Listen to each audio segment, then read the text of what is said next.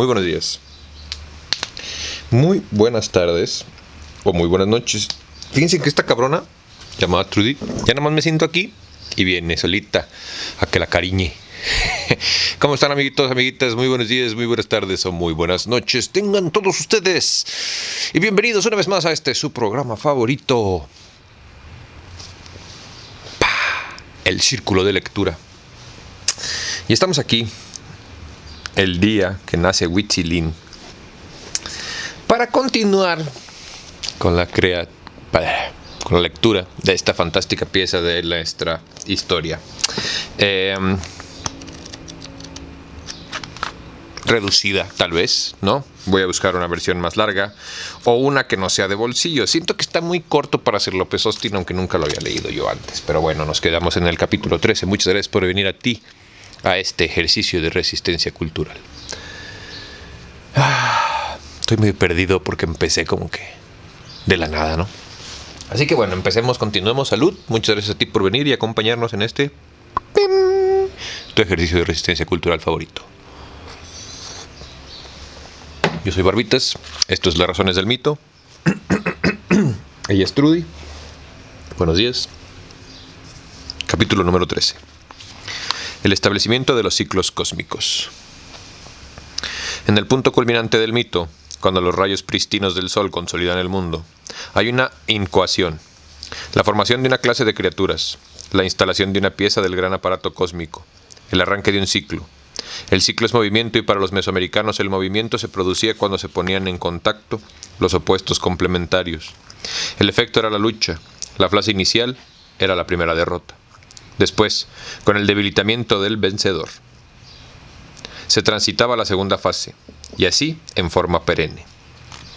Se mencionó en páginas previas un símbolo de los antiguos nahuas, el llamado agua hoguera. Su imagen visual sintetiza el proceso, un flujo de agua y otro de fuego.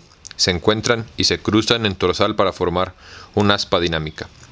Así se produce otro símbolo omnipresente en códices, cerámica, pintura mural y escultura. Hollín, movimiento. ¿Qué es este?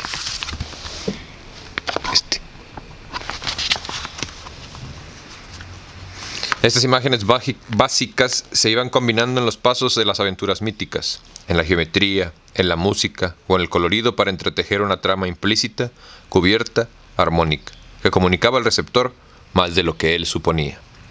Las imágenes de oposición complementaria, lucha, colores, rectángulo del 15 y música, del Kinsunse y música, por ejemplo, nos conducen a la instalación del mundo en la narración de un mito náhuatl que conocemos en las versiones de la historia de México y la historia eclesiástica indiana.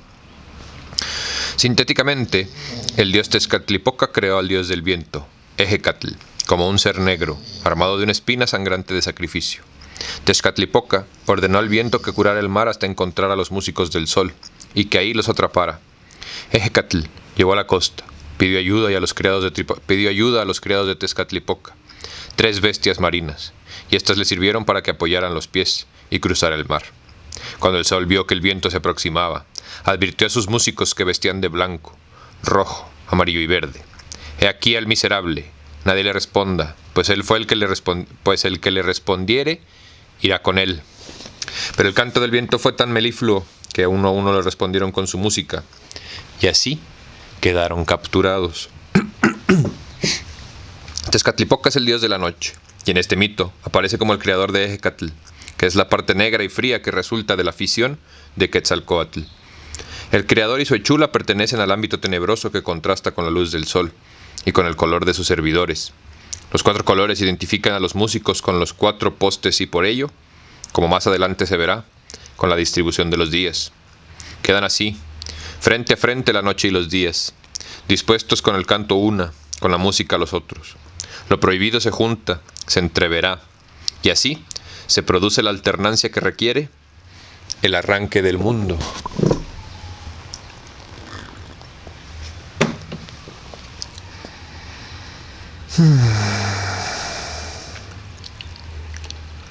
Me perdí. Noches y días nacen juntos en recíproca dependencia. Su nacimiento se da, necesariamente, junto a todos los demás nacimientos. El terrible instante de la creación es el final sincrónico de infinitas aventuras míticas. Todas se desarrollan en el mismo ámbito temporal propio de los dioses. Algunos mitos imitan las hazañas de otros. Algunos comparten a sus héroes, que son como actores que desempeñan al mismo tiempo papeles diferentes. Sin embargo, cada mito es autónomo.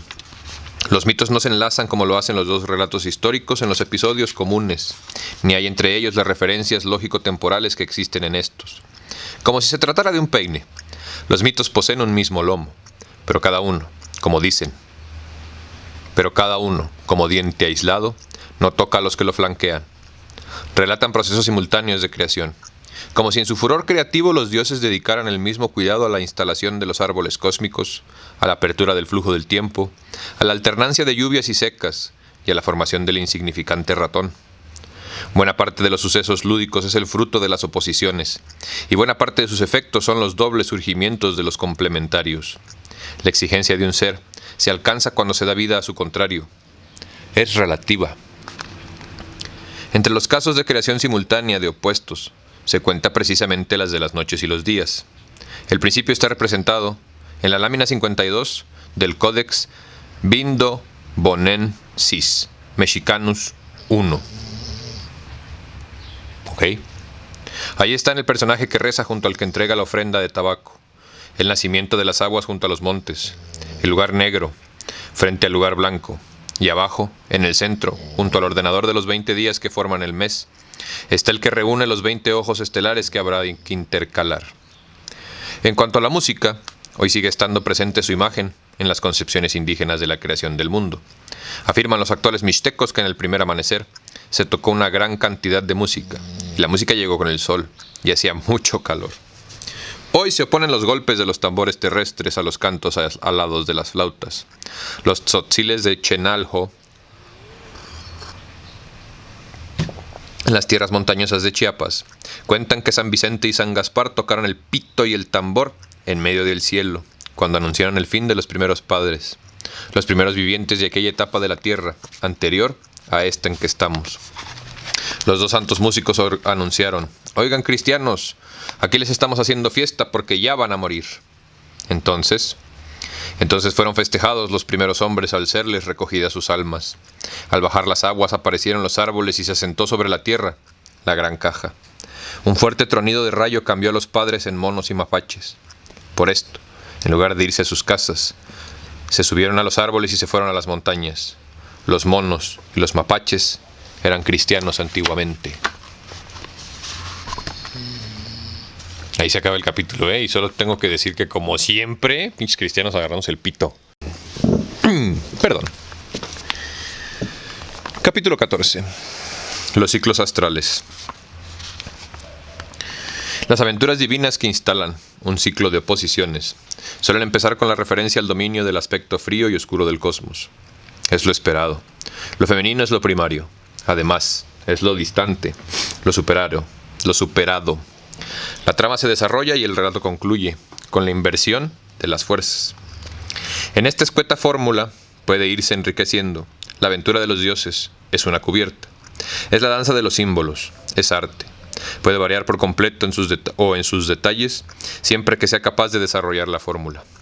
Tomemos esta y aumentemos su carácter lúdico hasta hacerlo francamente bélico. Pensemos en el gran círculo que se instala. Domina lo femenino. La subversión del aspecto masculino, secundario. Empieza a trazar el arco sobre el dominio establecido, y el arco se eleva por el esfuerzo y el arrojo. El arco crece, cubre. Ahora se alaba el mérito. El arco vuelve con la derrota al poderoso. Ahora se canta la gloria. El relato ha explicado el movimiento y el cambio, y esto parece suficiente. El mito del ciclo termina cuando apenas se ha trazado el hemiciclo. El resto es implícito. No hay que aguarle la fiesta al héroe. No es necesario decir que se fatigará con su gobierno y que el vencido aprovechará la ocasión para volver por sus fueros, para cerrar el ciclo. ¿Soy yo? Perdón, güey, pero paréntesis cultural, güey. O sea, ¿soy yo o la historia se repite y se repite y se repite y se repite y se repite hasta que se nos quite los pendejos y la cambiemos? Perdón. Cambiemos la guerra por una historia de amor y como el amor es la unión, empecemos por la resistencia virginal al connubio. Lo opuesto, por fin se une y se desenlaza. Dialéctico, es el parto del Hijo glorioso. Tenemos ya dos modelos, y con ellos podemos seguir adelante hasta las aventuras de los personajes. Tenemos ya dos modelos, y con ellos podemos seguir adelante hasta las aventuras con personajes, acciones concretas y resultados palpables. Empecemos con el modelo bélico para encontrarnos con la historia del nacimiento de Huitzilopochtli, el dios patrono y solar de los mexicas, enfrentado al ejército comandado por su hermana mayor, la diosa lunar. Ahí nada más para que vean las coincidencias de esta perra vida, hermosa y chula. Hoy en mi presente, tu futuro, mi pasado. Es 25 de diciembre. Hoy en México se celebra el nacimiento de Huitzilín, pero el que no conoce a Huitzilín, a cualquier pinche santo le reza. Cuenta el mito que Coatlicue estaba en el monte de la serpiente. La diosa terrestre barría devotamente, porque barrer es una de esas actividades tan pausadas, tan rítmicas, que casi se agotan en sí mismas al tener mayor importancia que sus resultados. Una bola de plumón blanco cayó del cielo. Coatlicue la tomó para colocársela en el vientre y siguió con su tarea. Vientre y siguió con su tarea. Plumón, una bola de plumas. Pero al terminar de barrer no encontró la bola y sintió que ella estaba embarazada. Sus hijos, la lunar, Coyolxauhqui, y los 400, Centzón, Huitzanahua, estelares, se indignaron al enterarse de la noticia. ¿Quién la empreñó? Nos deshonra, nos avergüenza, dijeron. Y la hermana mayor, Coyolxauhqui,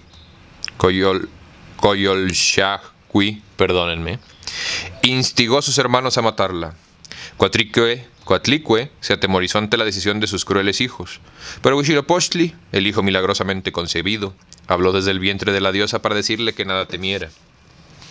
El ejército de designios matriarcadas marchó armado hacia la cumbre del monte de la serpiente. En el momento en el que arribaba nació Huitzilopochtli, armado con rodela, flechas y un lanzadardos de color azul. Con su lanzadardos flameante se lanzó contra su hermana, la hirió y la decapitó. El cuerpo de la diosa lunar se precipitó de lo alto y llegó al somonte hecho pedazos. Luego, el recién nacido se lanzó contra sus hermanos, derrotándolos uno a uno hasta que los pocos sobrevivientes huyeron al cielo meridional. Así venció el sol naciente a sus hermanos, los poderosos soles de la noche, señores de la noche. El modelo amoroso tiene en la actualidad múltiples variantes en México y Centroamérica. Suele calificarse de rejega la doncella, pues terminantemente se niega a contener matrimonio. En versiones extremas puede llegar a ser feroz, incluso hija de padres caníbales.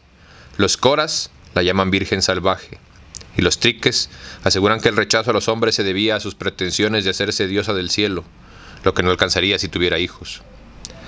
La hierogamia, sin embargo, tiene que consumarse, y el varón, que es nada menos que el dios celeste, llega a la joven en forma de flor blanca, o azul en algunas otras versiones, o de ave, pulga, un anciano cazador que carga un venado, o simplemente un extraño.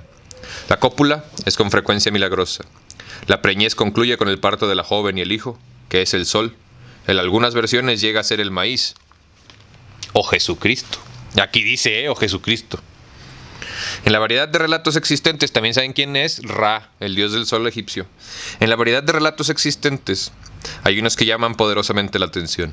La joven puede ser una tejedora. Tejer, por supuesto, es una de esas actividades tan pausadas, tan rítmicas y tan suficientes como el barrer. La confluencia del cristianismo con la religión antigua ha hecho que en algunas regiones se la nombre María. Dicen los mixes que cuando María estaba frente a su telar, un pajarito se posó en sus hilos. María lo espantó, pero el ave volvió al poco tiempo. La tercera vez, el pájaro defecó sobre el hilo, lo que enfureció a María. ¡Ay, tú, pajarito, boca de mierda! ¿Por qué haces así? Ya ensuciaste mi hilo. Ahora te voy a matar. Y dio al ave un golpe tan fuerte en la cabeza que ésta cayó muerta. María, arrepentida, la recogió y la metió abajo su camisa. Cuando volvió a dedicar a su tejido, el ave, revivida, comenzó a revolotear entre sus pechos y tras 3 retozos huyó volando. La joven quedó embarazada por el jugueteo. Aquella preñez trajo a la joven el repudio de sus padres. Poco después, María cayó de un columpio y murió. El zopilote desgarró su vientre, y así nacieron 2 mellizos, varón y hembra. Los niños, tras aventuras propias, se convirtieron al fin en el sol y la luna. Miller, Cuentos Mixes. Oh, güey, qué interesante, no sabía esa historia yo, güey. ¿Por qué sorprende tanto el relato anterior? En primer lugar, porque posee similitudes de peso con el mito bélico de Huitzilopochtli. El plumón equivale al ave. Hay 2 inseminaciones furtivas, y hay repudio de las familias ofendidas a las 2 embarazadas. En segundo lugar, porque el relato de María aparece representado en una bella figura de cerámica maya del clásico, procedente de la isla de Jaina. En ella, la tejedora está sentada frente al telar, y el pajarito está posado en un enjulio superior. En tercer lugar, y esto es lo más inquietante, porque existe un extraño parecido más allá de cualquier posibilidad de coincidencia o paralelismo, con el mito peruano del amor de Curiaya Viracocha por la doncella Cabillaca. Fíjate que esa parte en la que nuestras historias y nuestros cuentos y nuestras cosas se repiten, güey. Son muchas imágenes y fotos que ahorita les enseño si quieren, si no la va, me la hueva. Se me hace muy interesante cómo en teoría que no había ninguna forma de comunicarnos entre nosotros a tan largas distancias, güey, ¿no? ¿Cómo es posible que tengamos tantas similitudes en los cuentos, en las historias, en las explicaciones del mundo, güey, ¿sabes? Digo, seamos honestos, todos en este canal sabemos que la cosmovisión cristiana es... Híjole, güey, ¿cómo te diré, güey? ¿Te acuerdas cuando hacían películas Región 4, no? Que eran como que lo mismo pero más barato. Haz de cuenta que eso es la religión cristiana, güey. Lo mismo que todas las demás, pero más barato, güey. Y más exigente y más culpable. Pero X, no hablemos de eso hoy. Pero sí me parece muy interesante, güey. También cuando me eché el Popol Vuh, discúlpenme, se los iba a linkear en los comentarios, pero la neta está de la verga el audio. Era cuando estaba empezando. Y se escucha esa... como que se traba de repente la lectura, güey. Entonces, ahora que regresemos a clase, lo voy a volver a sacar de la biblioteca. Lo vamos a leer, está cortito, está padrísimo, güey. Y como que muchas de las historias, esa parte se me hace muy interesante ya para salir de esta pinche burbuja mental. Cómo las historias se repiten, güey. O sea, cómo nuestras historias del principio del mundo, si te vas a los pueblos aborígenes, todas tienen como que ciertas similitudes, güey. Y tal vez hay algo que nosotros contemporáneos, ¿no? Estamos ignorando, güey. Esta visión tan pendeja que nos dieron de pensar y de tener miedo por pensar, no nos ha permitido, güey, tener más cosas y bueno, etcétera, etcétera, etcétera. Continuemos. Pinches marihuanos. Los ciclos del tiempo. El tiempo entra en el mundo para transformar, deteriorar y destruir. Es sustancia divina. En términos más propios, el tiempo son dioses que inundan el mundo y se infiltran en las criaturas. Eric Thompson planteó que entre los mayas los días mismos eran divinos por sí, y la idea perdura en los actuales chujes. La influencia del español ha hecho que los chujes llamen horas a los tiempos personificados, por lo cual así llaman a los 20 días del mes indígena. Hay 20 horas que nos cuidan cada día. Hay un hombre que nos cuida cada día. Por eso es el hora y le alimentamos. Si no le alimentamos se enoja con nosotros, porque el oficio del hora es igual como el oficio del sol, que es nuestro Dios. Por eso es necesario que nosotros le alimentemos. Shaw, según nuestros antepasados. La antigua iconografía respondió ampliamente a estas concepciones. Los días fueron representados como un cargador y su carga. Las unidades temporales y los números que las designaban tenían sus propias imágenes antropomorfas y zoomorfas, algunas veces en forma de cabezas, otras en cuerpos enteros. En las figuras de los números se expresaba la fusión de los dioses. Si 9 tiene rasgos de jaguar y 10 es un cráneo, el señor 19 tendrá un rostro jaguarado con la mandíbula descarnada. Sin embargo, no se trata de una creencia exclusiva de mayas antiguos y actuales. La divinización del tiempo, su mecanismo y sus efectos sobre el mundo son parte del núcleo duro mesoamericano. Los dioses tiempo penetran, invaden y modifican. gastan y desgastan, por lo cual los nuevos van supliendo a los que cumplieron su misión. Algunos dejan residuos en las criaturas, todos marcan su huella. Su marcha sigue un orden estricto, el calendario. Los dioses tiempo forman una fila que establece la secuencia. Cuando han regresado a su punto de partida, vuelven a colocarse para esperar de nuevo su turno. Los mitos que narran la instalación del tiempo pueden referirse, en forma particular, al inicio del curso temporal, a la formación del calendario o a la erección de sus umbrales. Se ha visto en páginas anteriores un mito de inicio del curso, el del viento y los músicos del sol, pues su efecto fue la de intercalación de las noches y los días. En la elaboración del calendario intervinieron, según los antiguos nahuas, Quetzalcóatl y los dos dioses ancianos a quienes se debe la división sexual, Oxomoco y Zipactonal. Reunidos los tres personajes en una cueva, se propusieron crear un libro que sirviese al hombre para regir su vida. Debían nombrar los días uno a uno. Por respeto a la anciana, a ella le tocó elegir el primer signo. Y viendo que por ahí pasaba una especie de serpiente que llamaban Zipactli, se dirigió al animal para pedirle permiso de usar su nombre. Aceptó Zipactli, que su nombre se usara, y así el primer día del calendario fue llamado Unozipactli. Zipactonal nominó al segundo día, y así continuaron hasta completar los nombres de la cuenta. Mendieta, historia eclesiástica indiana. Los días son dioses compuestos, son la fusión de un dios designado con nombre de elemento, meteoro, animal, vegetal, objeto artificial, etc., de una lista de 20 dioses, y un dios número identificado con el orden, del 1 al 13, visualmente 20 figuras y 13 guarismos que, combinándose, dan un total de 260 signos diferentes. Así, el día 1 Zipactli, en el fondo, la unión de la diosa Zipactli y el dios 1, aluden a la unión de los mayas cuando narran la creación del mes en su conjunto contando la historia de Oxalanjún, Oc, el de los 13 pies. Cuando el mundo aún no había despertado, dijeron al héroe que se encontraría gente en el camino. Oxalún, Oc, inició su marcha sin ver a nadie, pero había huellas en la ruta y colocó entonces la planta de su primer pie sobre la primera huella. Así nació el día 1 mono. La planta del segundo pie produjo 2 dientes, y el tercero fue 3 cañas, y así sucesivamente. Libro de Chilam Balam de Chumayel.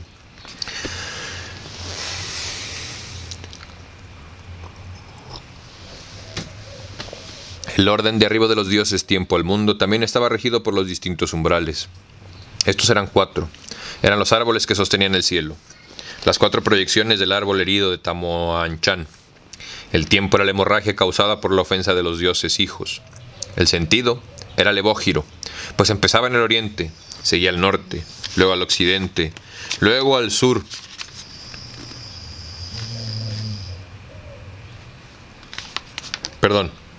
Luego al sur para volver al oriente, con un ritmo en que cada rumbo imprimía sus propias características al destino.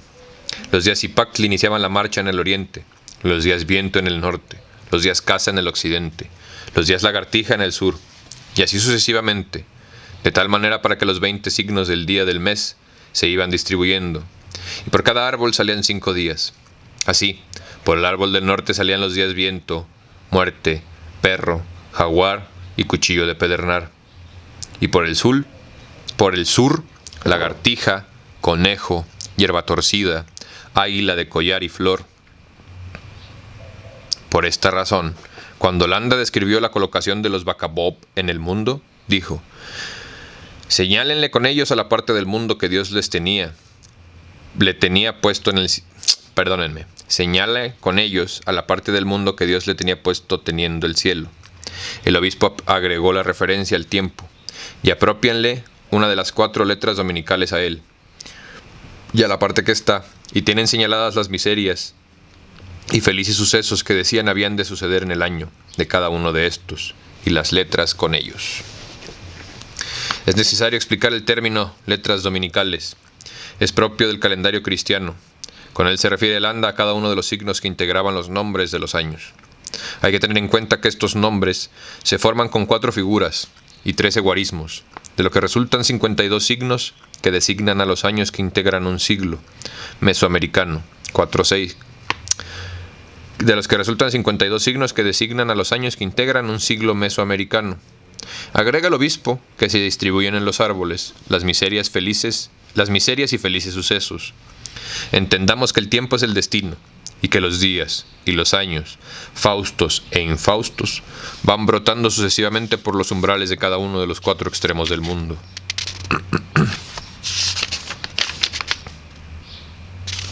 Vienen una serie de calendarios.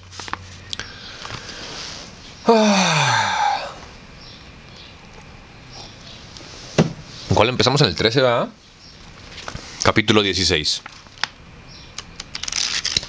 El calendario. El calendario mesoamericano fue un sistema cronológico que articulaba ciclos de distinta duración y sus combinaciones. Algunos ciclos estaban basados en los movimientos de los astros, otros derivan de meros valores numéricos. Los principales ciclos eran el año ritual, 365 días, el adivinatorio combinatorio, 260 días, y el adivinatorio empírico, 360 días. El lunar, alternancia de 29 y 30 días. El de los señores de la noche, 9 días. Y el venusino, de 584 días.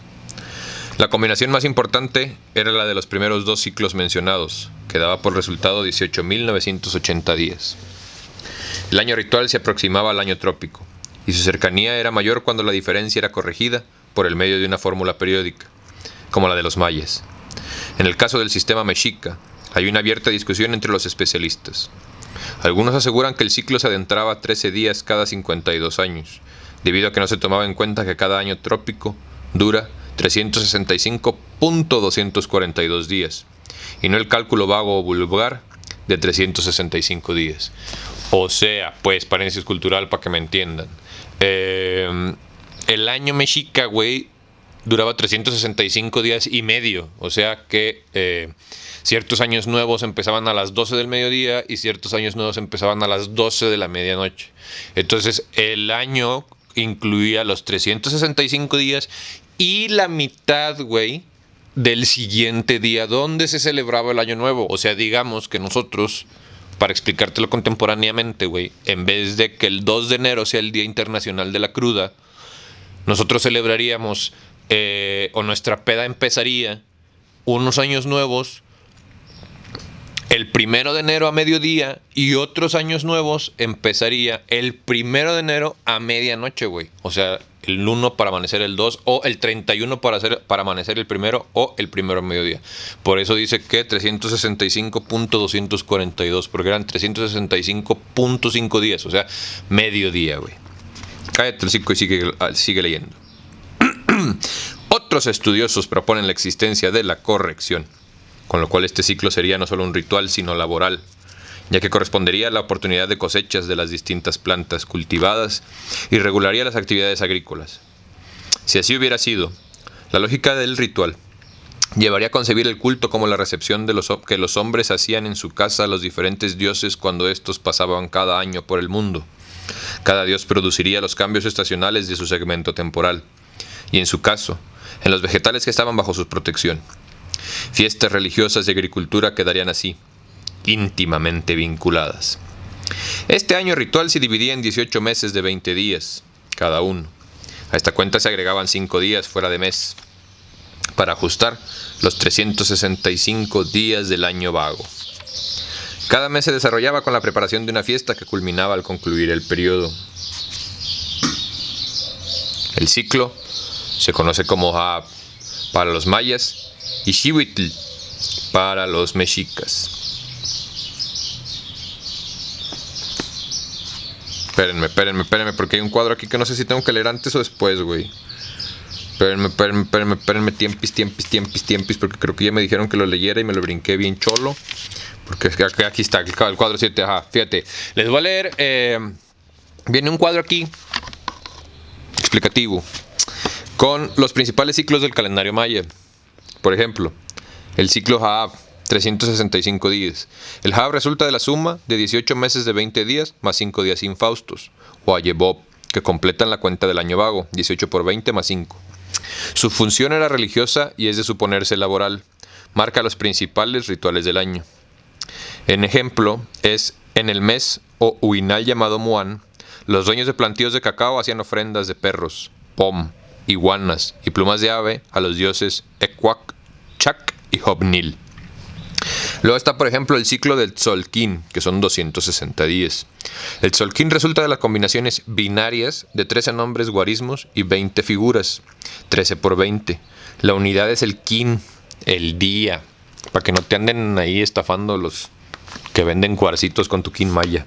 Es un día, güey. Adivinatorio con algunos rituales.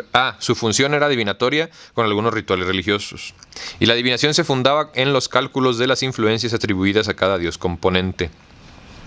Por ejemplo, se adivinaba la suerte del día 4 Can, calculando el resultado de la combinación de las influencias atribuidas al dios de nombre guarismo 4 y las propias del dios de nombre figura Can.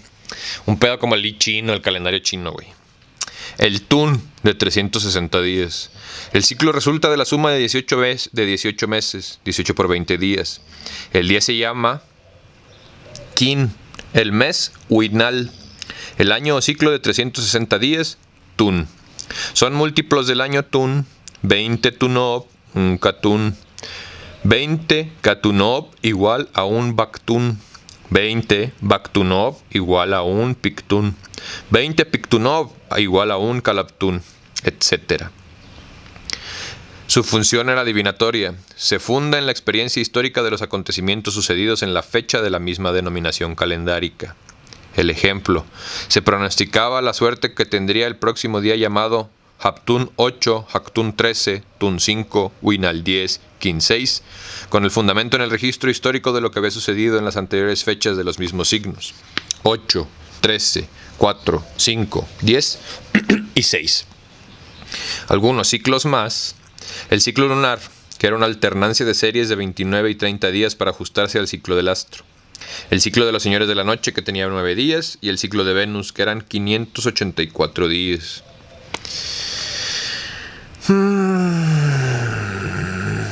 El ciclo adivinatorio combinatorio era la cuenta que correspondía a la unión de dos conjuntos de dioses tiempo, los 20 de las figuras y los 13 guarismos.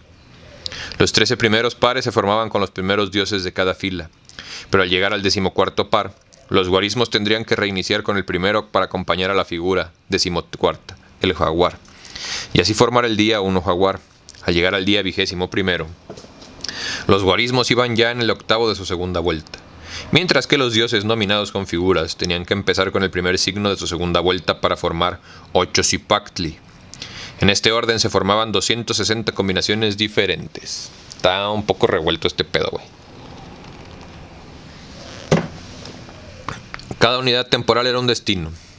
No era un destino como un hecho necesario y fatal, sino como una fuerza divina con características peculiares. Cada dios día tenía diferente talante, determinados poderes y singulares apariencias que afectaban a los hombres. Estos podrían defenderse y beneficiarse de sus efectos. Como un día era el dios resultante de la combinación de dos dioses, los adivinos calculaban la unión de las propiedades del dios nominado con figura y las del llamado con guarismo. Esto les permitía aconsejar las acciones prudentes, tomando en cuenta que cada individuo, cada grupo, cada bien y cada asunto recibían, debido a su propia naturaleza, un efecto particular del dios tiempo imperante. El ciclo maya se conoce como Tzolk'in y en náhuatl Tonalpohualli. Paréntesis cultural, por ahí hay una página, se las voy a dejar linkeada en la cajita de las descripciones, dicen los españoles. Que viene todo esto que está explicando el vato, güey. Día a día, y te explica el tonal y el tonalpohualli, los guías, los días, las trecenas, etcétera, etcétera. Y vienen las dos versiones. Viene la versión mexica azteca y viene la versión maya, güey. Por si lo quieren seguir, lo quieren llevar y quieren ir como aprendiendo un poco más de su cultura poco a poco, güey. El ciclo adivinatorio empírico se desarrolló en la tradición maya del clásico. Estaba formado por 18 meses de 20 días cada uno, pero no agregaba los 5 días que lo aproximaban al año vago. A partir de la multiplicación 18 por 20, 360 días, seguía multiplicándose por 20 para formar múltiplos tan grandes que solo podían calcularse con la numeración posicional que desarrollaron los mayas. Con esto, y con el señalamiento de una fecha hito, imaginada como el equivalente de un increíble 13 de agosto del 3000 114 AC, los mayas explicaban el acontecer divino y humano, buena parte del presagio derivada de la experiencia. Los sabios consultaban los registros históricos de sus ancestros y hacían los de su presente. Los acontecimientos quedaban ligados a los ciclos. El cálculo de porvenir se hacía con base en los conocimientos de cómo los dioses tiempo habían obrado en ocasiones anteriores.